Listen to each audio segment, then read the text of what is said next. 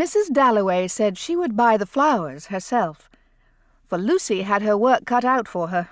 The doors would be taken off their hinges. Rumpelmeyer's men were coming. And then, thought Clarissa Dalloway, what a morning, fresh as if issued to children on a beach. What a lark! What a plunge! For so it had always seemed to her, when, with a little squeak of the hinges, which she could hear now, she had burst open the French windows and plunged at Bourton into the open air.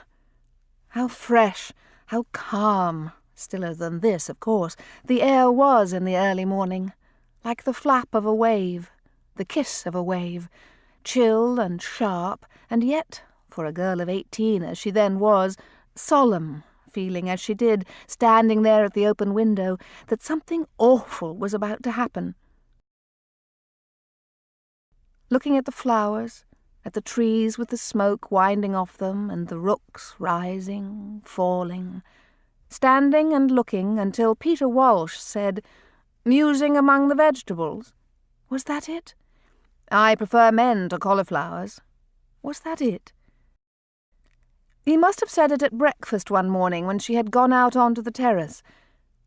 Peter Walsh. He would be back from India one of these days, June or July, she forgot which, for his letters were awfully dull. It was his sayings one remembered, his eyes, his pocket-knife, his smile, his grumpiness, and, when millions of things had utterly vanished, how strange it was, a few sayings, like this about cabbages. She stiffened a little on the curb, waiting for Dirtnell's van to pass. A charming woman, Scrope Purvis thought her, knowing her as one does people who live next door to one in Westminster.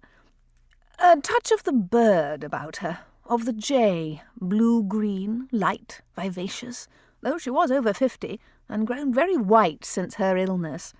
There she perched, never seeing him, waiting to cross, very upright. For having lived in Westminster, how many years now? Over 20.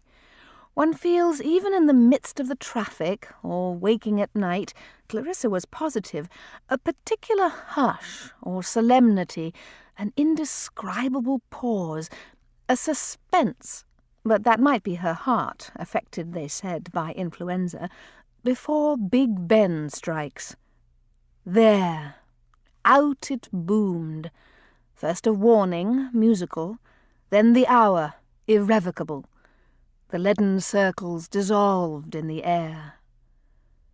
Such fools we are, she thought, crossing Victoria Street.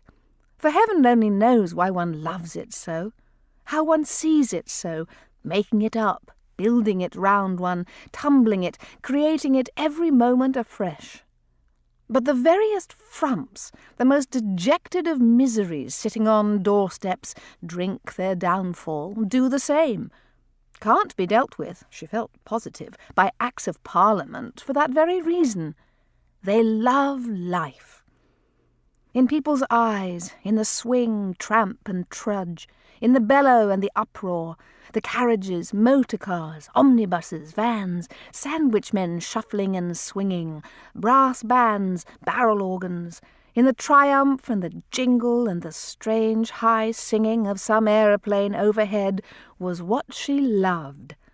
Life. London. This moment of June.